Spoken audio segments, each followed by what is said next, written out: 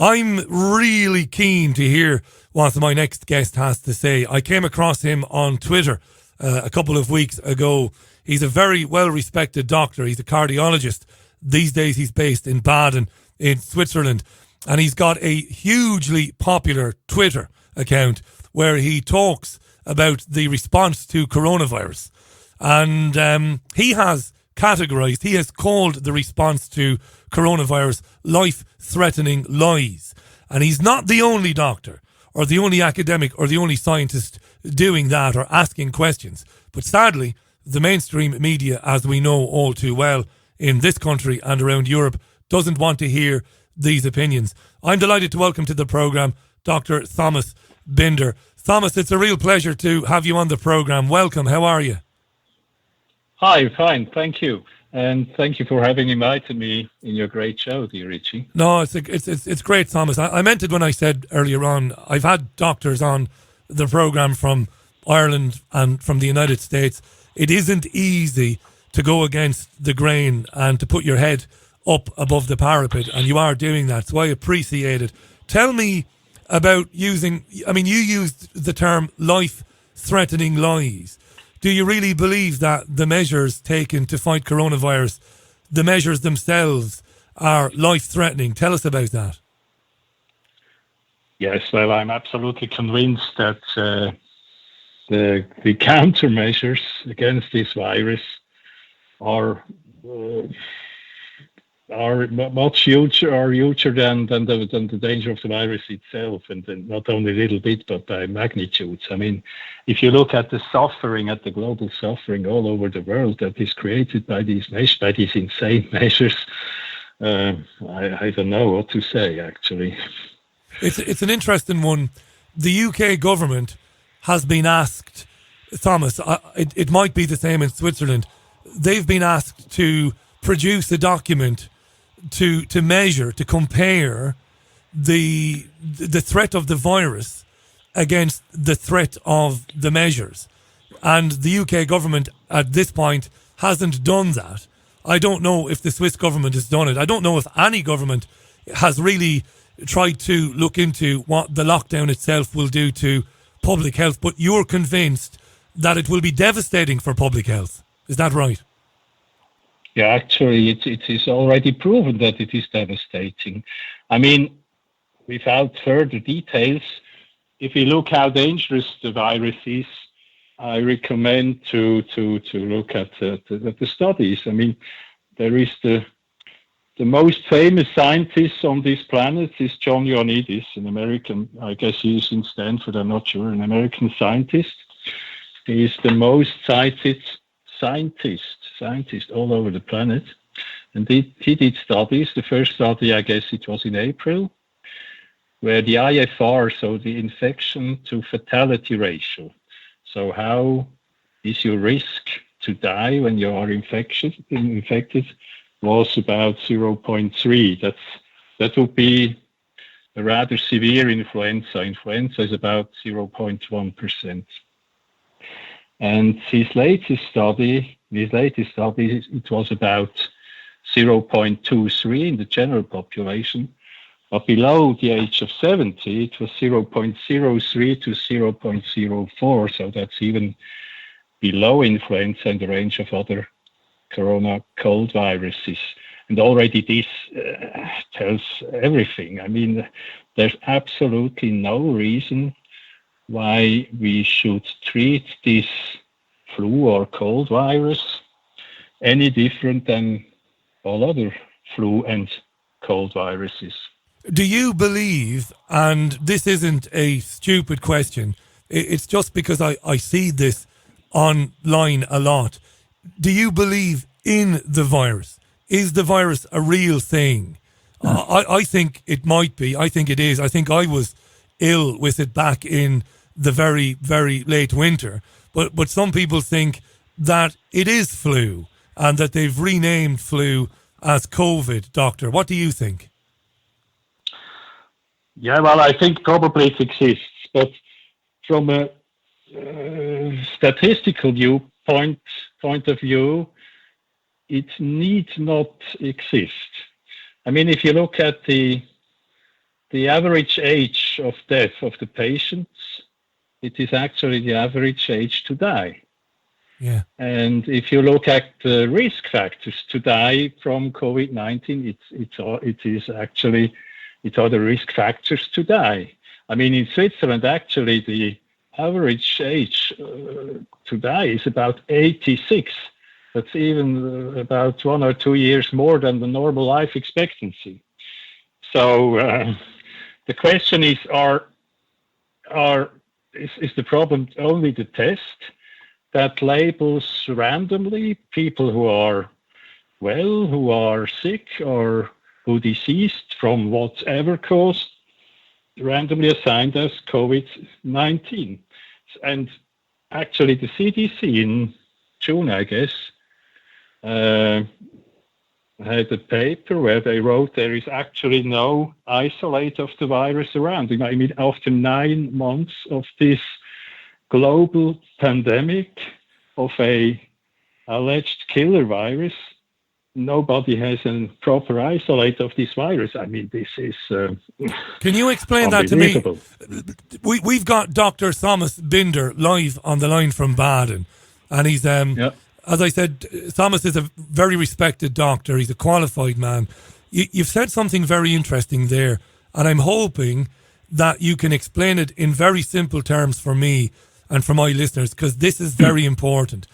When you say that the virus might not have been isolated, what does that mean exactly? That so I can understand it. What does isolating a virus mean?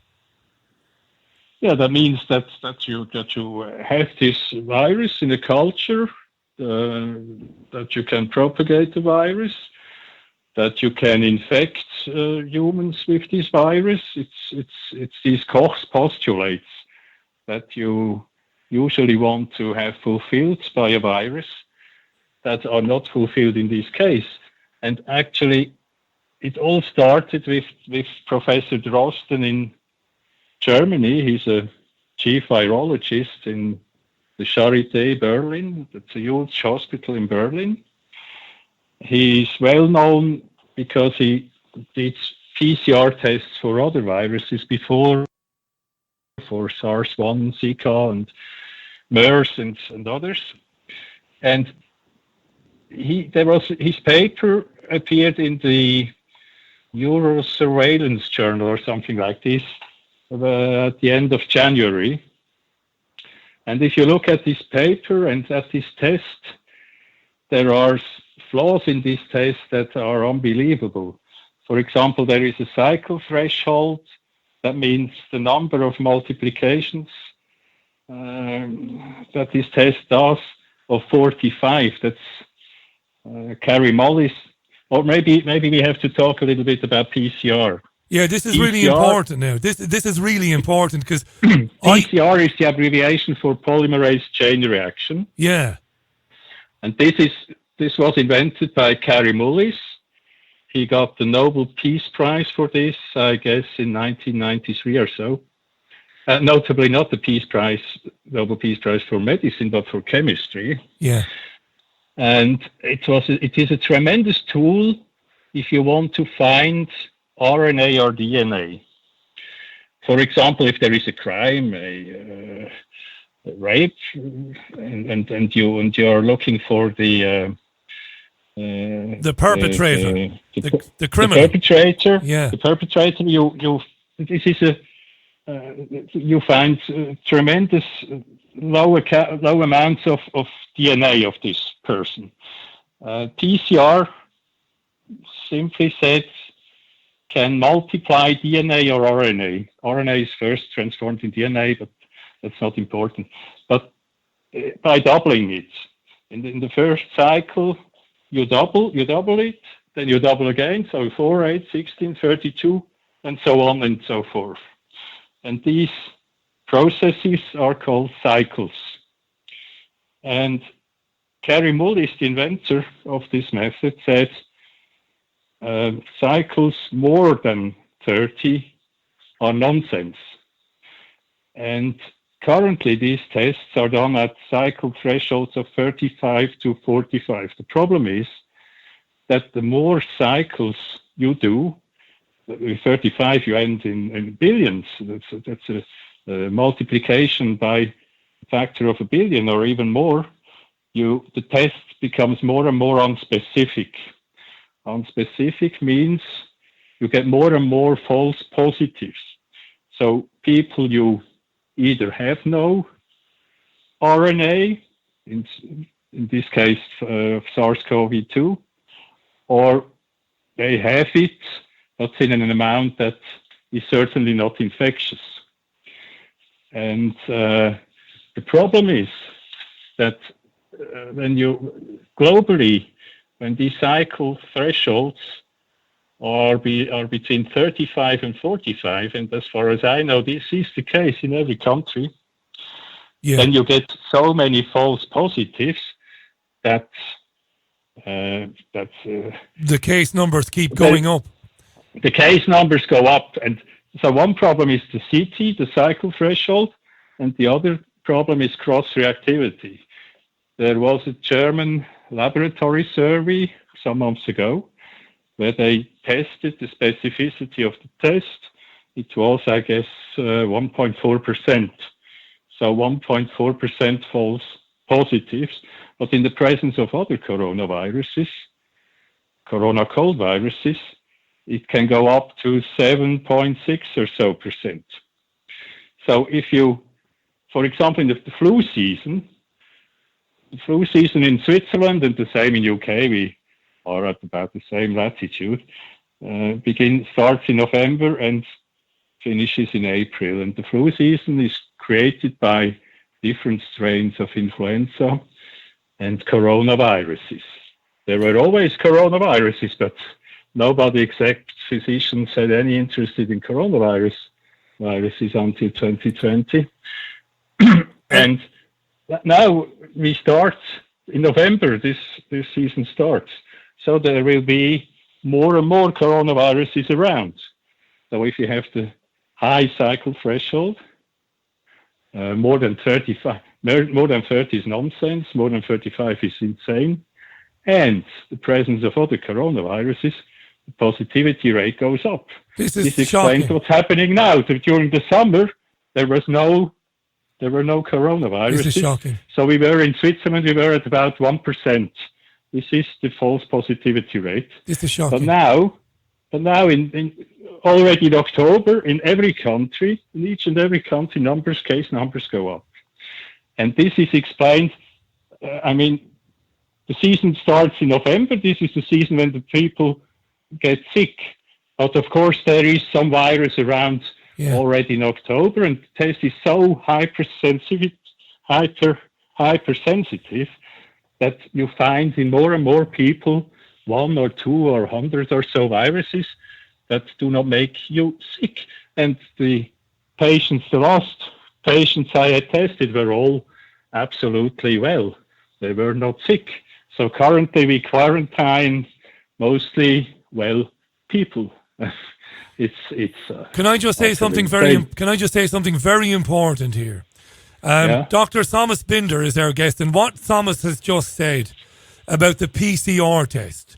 Now, Thomas said that when this test is done and they cycle or multiply the DNA from the test subject, anything more than 30 is foolish, and anything more than 35 cycles is insane, and it gives you false positives. Now, I am not challenging Dr. Binder on this point because Dr. Anthony Fauci, who's advising the current US administration, has said the exact same thing.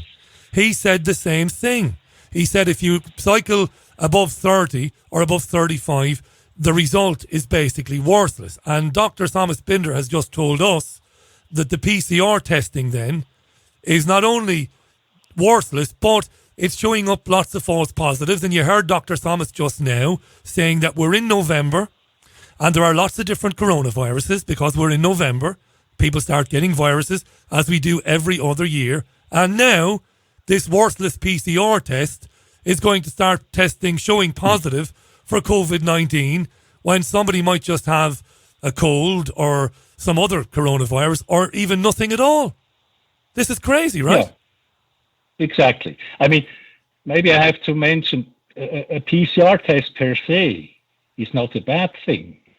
If it's done properly, it is a great screening tool for a virus or bacteria as well, for any infectious agent, but it must be done properly, and CT usually not more than 30. This is actually what Carrie Mullis, the inventor, also said. I mean, you find these documents not in the mainstream media, but in YouTube, and this is actually what he said as well. The problem is, as the test is not 100% sensitive, especially when the prevalence in the population is low, so when the virus is almost not around, a positive test must be confirmed by a more specific confirmatory assay. For example, in HIV, we do the same. There is a PCR screening test, but then the positives are tested with a more specific confirmatory assay. If not, maybe 5% of the population will be tested HIV positive. Yeah. So the test is, if it's done properly, is not the problem. The major problem is the wrong indication to test. Remember, Richie, I'm 59. I don't know how old you are. 45. I'm 45. Yeah. Okay, but during our whole life, how did we handle flus or colds? Well, we treated ourselves first. Maybe we didn't work. We ate some paracetamol, and usually after a week we were okay. If it was getting worse after 2 or 3 days, we went to a doctor. Maybe a doctor found a secondary bacterial pneumonia that could be treated ambulatory by antibiotics, and this went okay as well. And maybe in 1 on 500 cases, it got ever more severe, and then the doctor sent us to the hospital. Yeah. This was how we handled respiratory viruses during my whole life and during my whole medical life, that is 32 years now. And now what happened? In January, out of nowhere, Professor Drosten arrived with this test. And what we did, and what was proven effective, and what nobody ever questioned during our whole life, was turned upside down. I mean, everybody who felt a sore throat went to the hospital and said, test, please test. Yeah. Huh? And so the problem is not the virus, but our paradoxical reaction to the virus. I mean, imagine, for example, you are working in a company, and then there is a new boss coming, and the new boss turns all processes upside down. I mean, what happens? The total chaos. Huh? And it is about the same what happened here.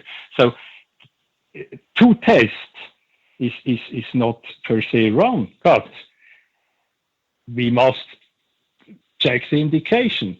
When you are not severely sick from a flu or a common cold, we have never tested for the virus.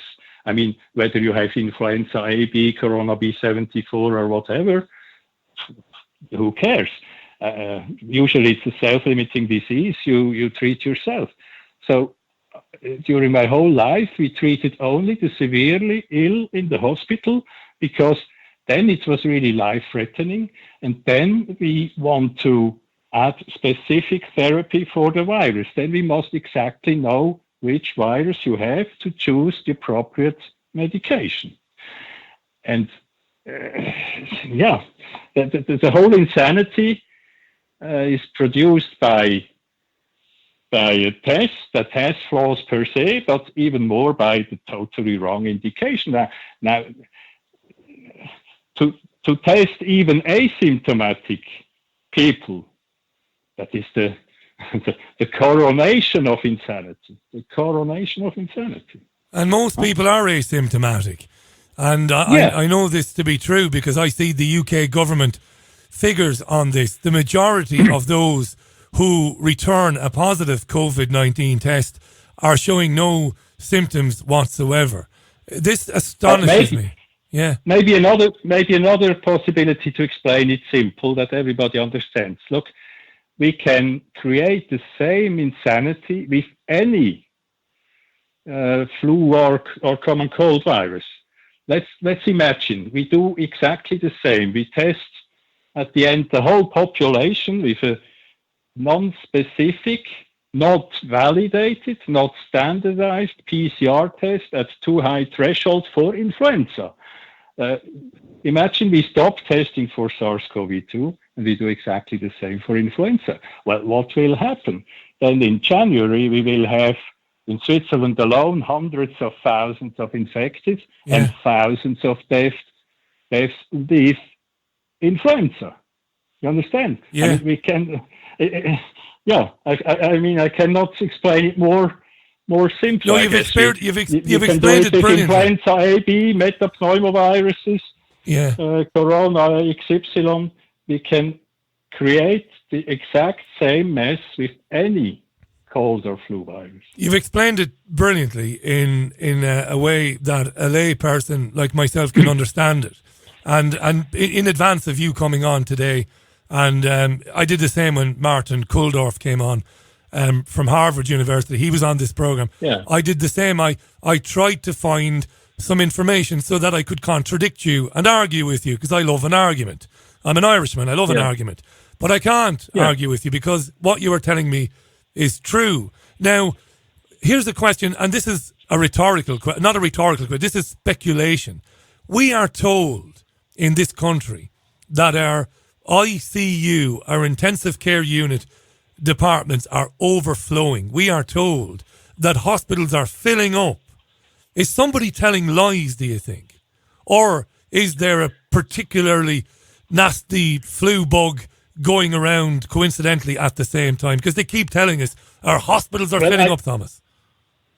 I guess it's difficult to compare different countries. One thing is for sure, everywhere is the same virus. So when the fatality rates are different between even within a country or between countries, it cannot be the virus. The cause must be our reaction to the virus. So this is very important to realize. I mean, when the virus crosses the border between Switzerland and Germany, the River Rhine, it stays the same. Huh? So this is an important point. Yes. And so I do not know the situation in Great Britain. What I can talk about is the current situation in Switzerland. And there is an ICU monitoring. Actually, this is at ICU monitoring, WCH for Switzerland. And there you can find the ICU occupancy in Switzerland. Brilliant. And what you see there is that after the end of the flu season in April, the total amount of ICU patients is tremendously constant. And what you see is a curve of non-COVID ICU patients and of a curve of non-COVID ICU patients, yes, and of COVID ICU patients. And in October, the curve of COVID ICU patients rises exponentially, but the curve of non-COVID ICU patients goes down absolutely synchronically. Is that right? In the same amount.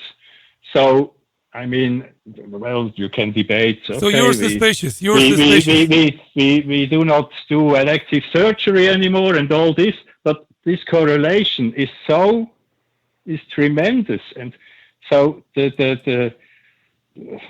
are you suspicious, when thinking about Occam's razor, I don't know whether you know Occam's razor. I do. Razor means when you have different theories about reality, until proven otherwise, the most simple theory is the true one. Yes. So the most simple theory for this would be that non-COVID patients, whether they are suffering from influenza, coronary artery disease, stroke, or whatever, are just mislabeled by this nonsense test randomly into COVID patients, because the total amount of the patients stays exactly the same. We have a slight increase, but a slight increase in the last month, but this is normal because we are approaching the flu season. Yeah. And in the flu season, almost every ICU is filled, because in the winter we have the acute respiratory infections and the ICU the most beds. severe cases are Yeah. ICU patients that have to be intubated and ventilated mechanically. Yeah. I was speaking to Dr. Vernon Coleman, who's a very respected former general practitioner, a real gentleman, very learned man. And I asked him a few weeks ago about something I read in the Australian news about the flu disappearing, not having much cases of flu in Australia. And Dr. Vernon Coleman said his suspicion would be that flu had been renamed coronavirus. That's exactly what I think as well. Look, there is a proof. The official numbers of the World Health Organization, WHO, you can Google for this, they have a graph where they show that globally, influenza has almost disappeared since the advent of SARS-CoV-2. It is reduced by 95%. And at the same time, if you look at total mortality in the countries, that in no country is really worse than in years before, dependent whether the flu was slight, intermediate, or severe. I mean, it's 99.99% that the flu is renamed COVID-19. Wow. Mostly the flu, so influenza. I mean, I call this rebranding. I mean, of course, this is a new level of new medications, new vaccines, new everything, new all these virologists. Sometimes in Switzerland there is a virologist that is not a doctor, actually, not a physician, that is a biologist. She calls herself virus hunter. So you must imagine they sit there, and then a new virus comes, and they say, "Oh, great, a new virus!" And then virus they can make studies, and then all this become ground. Yeah. So that's a kind of self-fulfilling prophecy. Can I ask you another question? We've got Dr. Thomas Binder. Thomas is going to be with us for about another 16 to 18 minutes. The program finishes at the top of the hour. And in 5 minutes, I'm going to ask the doctor why he believes this is happening. And this is important. Before I do that, though, please follow him on Twitter, Dr. Thomas Binder. I'm not telling you that Dr. Thomas is the Messiah. I'm not telling you that he's right and everybody else is wrong. I'm telling you that he's a learned man who has the right to his opinion, and you need to get every opinion before you make your mind up. Thomas, before we talk about the World Economic Forum and the Great Reset and all of these things that we hear about, I want to ask you this, and our listeners are sending in hundreds of tweets at the moment. Is herd immunity a real thing? Is it a natural thing? Yes, of course. I mean, why should the influenza season stop in April if not because of herd immunity? I mean, there's no other reason as well. Well, maybe when we look in the influenza season or in the flu season, as I said, there are some influenza viruses around, some coronaviruses. Usually that doesn't matter. We call it the flu. Then in each and every year, only about 10% become sick. It's not the whole UK or the whole Switzerland in bed. It's always about 10%. So these are susceptible people. The others have some basic or cross immunity. They even need not produce antibodies. Antibodies are the last defense line against the virus. So 90% do not get sick, only about 10%. And the season ends when these 10% have become immune, either by being infected by the virus or by vaccination, and some will not get it because their surroundings doesn't carry the virus, so they are not infected. But the term herd immunity, it's merely these 10% of the susceptibles that have to become immune. But the problem is, as I mentioned, I mean, for 30 years of my medical life, we doctors treated the flu. And in 2020, in each and every country, a bunch of technocrats, usually biologists, these epidemiologists usually are not even physicians, so usually biologists hijacked the therapy of the flu. And we doctors do not have to say anything. We have to follow orders. And I'm absolutely fed up with this. I mean, the government tells me whom I have to test. I mean, this is absolutely ridiculous and insane. Huh? I studied medicine. I did my thesis in immunology and virology. I specialize in internal medicine and cardiology. Have 32 years experience in diagnostics and treatment of acute respiratory infections. And now a biologist who calls himself epidemiologist, I call them digital epidemiologists, says how I, analog physician, have to treat the flu. I mean, it's absolutely insane. I mean, if the people want to follow these biologists, so they shall not call me at 2 a.m. when they have problems with breathing, then they shall call the biologists. Yeah. I mean, you understand what I mean? I do. I mean, I can't find the words, actually. I can hear your frustration. This is powerful stuff.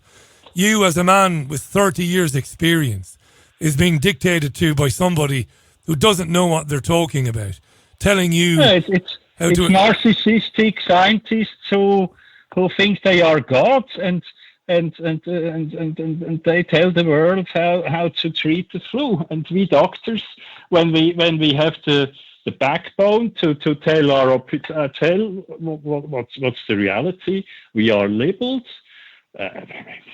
Where have we gone? Actually, where have we gone? It's amazing, and this is. I mean, I think we doctors have to follow our oath and to inform the populace, and then there is the duty of the lawyers to re-establish law. Why are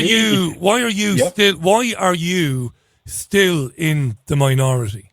I don't say that to insult you, but you are. I spoke to Dr. Marcus de Bruin from Dublin, again, like yourself, a very respected doctor.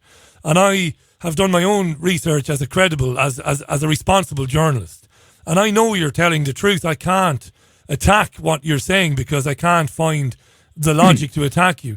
But you're still in the minority. Why? Where are your colleagues screaming about this? Well, what we must know is not everybody who is doing this is evil.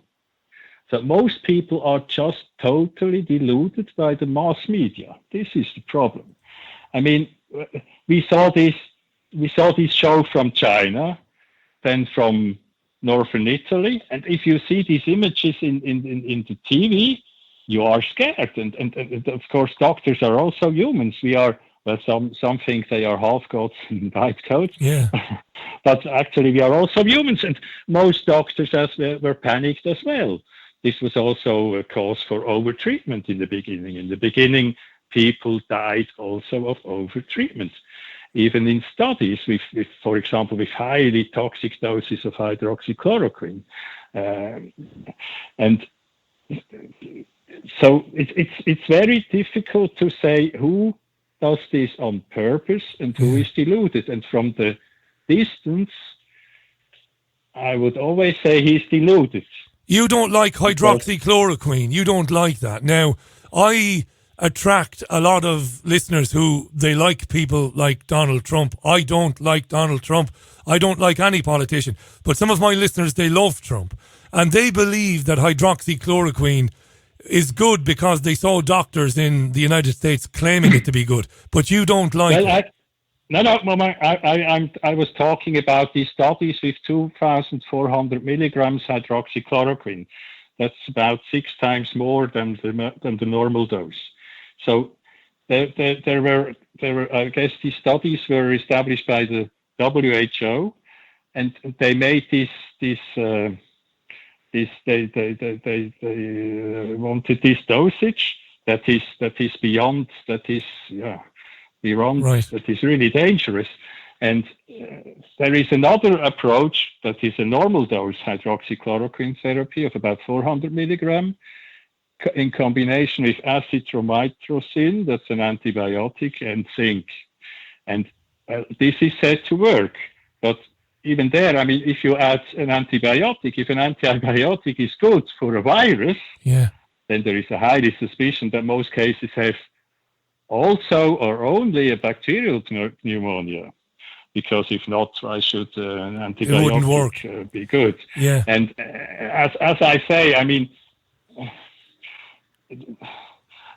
usually it's a self-limiting disease, and also these 400 milligrams hydroxychloroquine are probably over-treatment. But I'm not a specialist for this. I'm not a specialist thanks for answering I think we tend to over-treat our patients. Thanks. We've got exactly 10 minutes left today. I want to tell folks to go to Twitter. It's at Thomas_Binder.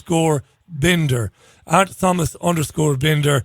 Highly regarded cardiologist, 30 years of experience. Great resume. Final question to you.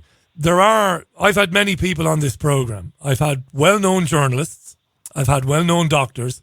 And they tell me that they have come to believe that there is an agenda to transform dramatically the way we live our lives on planet Earth. And they believe that the virus is being used as an excuse to further that agenda. Some very qualified people just like you, and they tell me about the Great Reset and the World Economic Forum, the Fourth Industrial Revolution. Now, I believe, Dr. Thomas, you've got some sympathy with this point of view. Is that what you think is happening, that this virus is being used as an excuse to change the way we live? Well, what is the reality is that even if this was the plot, these measures are inappropriate, totally inappropriate. And these measures happen in the whole world in lockstep. Maybe most people, if they think about conspiracies, most people think, every doctor and every journalist must be involved in this conspiracy. No, it is much simpler. It is just a bunch of psychopaths who invent such a banality of evil, and then many join the bandwagon. And if you control the WHO, you control the world, because once the WHO says there is a pandemic, the last time it was in the flu swindle in 2009. I don't know how much you know about it, but it was actually about the same on a lower level. The swine flu. With the swine flu, it was about the same, but not that insane. We could stop it at the right time. But when the WHO says, now we have a pandemic, and in 2009 they lowered the threshold for a pandemic, so it does not no longer need a very dangerous virus that's spreading very rapidly. But since 2009, you can declare a pandemic by any flu or cold virus. And when the WHO says, now we have a pandemic, then every government on this planet takes out their pandemic plan and they impose the same measures at the same time on the countries in lockstep. So we end up in a kind of authoritarian world government. Without, and maybe many of the people in the government, even in the higher government, have no idea what they are doing. They must not be evil. I always repeat this. They can just be totally deluded, as we almost all were once. But once we are enlightened, there is no more excuse. I mean, then we have to stand against this. So nobody has to apologize for his delusion. We almost all were deluded, but from the point when we are licensed, we have to stand against this insanity. And do you worry? And we have to stop it. Do you worry, Doctor? Can I just ask you this? I've asked the other doctors the same question. Do you worry about the personal consequences for yourself? Because you are putting yourself in harm's way by going against the grain. Is that something that concerns you? Well, I don't know whether you realize this. I was actually in psychiatry custody in April. I don't know whether you know it. I didn't know that. I started this in March. I mean, I realized it in February, but to go public as a doctor, I couldn't go public when I was 99% sure, because when then the tsunami of this virus would arrive, and I was wrong, I would be destroyed. So I went public when I was 200% for sure, and this was in March. I wrote about the PCR test. Then I realized that every patient, I mean, you must also imagine that if you die within 28 days of a positive test, whether on an accident or by suicide or from a heart attack or whatever, if you die within 28 days after a positive test, you are a COVID-19 death. And I realized this in March, and I made this public. And you know, when you have arguments, you can have a scientific debate. Yeah. But as they have no arguments, then you must be labeled. I mean, it's the same with Martin Kulldorff, Bhattacharya, Sunatra Gupta. They are labeled even nowadays. They are labeled because they have no arguments against them. So if someone is labeled, you know exactly that they have no argument. Because if you have an argument, why should I label you? The ad hominem attack, yeah. And then some people felt attacked by my enlightenment, obviously, and I was arrested by an anti-terrorist squad, and allegedly because I had threatened the government. I never threatened anybody. I could never threaten anybody, and. Well, they then realized, oh, well, yes, this is wrong. And then a stupid colleague thought I am suffering from COVID insanity. The problem is the colleague was suffering from COVID insanity. And I was sent to psychiatry for 6 days. And now there is an administrative investigation and all this. So I was really down. And now they went for you. Since then, there was an attack in the media about a month ago. I saw that. Allegedly because I tweeted, because I gave an advice from far away not to take medicine, but this was actually high doses of hydroxychloroquine, antivirals, life-threatening things.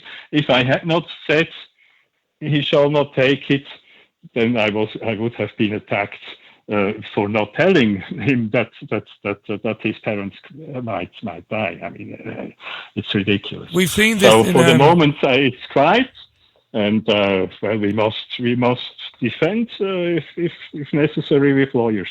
Yeah. When Dr. Marcus de Bruin did the same thing in Ireland, when he broke cover to criticise the response, the Irish government and the Irish media went for him as well. You know, I spent the last couple of days reading about you and reading about your background in medicine. I didn't actually come across that they had arrested you back at the very beginning of this. I'm appalled at that. I don't know what to say, really. It disgusts me and it terrifies me. I mean, it's not actually, probably it's not because I did this, but you know, in this context of delusion, I mean, it's if, you know, maybe people who are in sectarians or so, you can't debate with them. It's absolutely impossible. These are two universes, anti-universes that collide. And, those people couldn't believe what I'm saying and all this. And So there was an overreaction on something that didn't really exist. I mean, they were insane, and of course they projected their insanity on me. I mean, in any context of delusion. Well, they're sending a message out. They're sending a message out to every doctor, but by going after you and Marcus de Bruin, and now they're going after Martin Kulldorff and others. They're doing that to send a message out to every other doctor who knows exactly. the truth. Yeah. Exactly. This is an example. Look, be quiet. If you tell this, we destroy you, of course. And look, in any context of delusion, we must always ask ourselves, am I the deluded, or is the other side deluded? And to answer this question, there is only one way. This is to stick to reality. We have to look at the figures, and at figures that cannot be falsified. So, for example, the total death rate and such things. Yeah, you said earlier on. You have to stick to reality, and then I ask myself 100 times, am I the deluded or the other side, before I went public, of course. And until now, there was never, ever a counter-argument on anything I said or wrote. Only people. Only personal attacks. This is the proof that I'm correct. Yeah. We look. I'll extend to you an invitation to come back anytime you feel like it. So if you've got something to say in the future and you want to, you want the platform to say it, you're welcome back anytime. You can follow Dr. Thomas Binder on Twitter. It's at Thomas_Binder. Maybe just one final remark. Of course, I was going to give you the final word anyway, Doctor. Go ahead.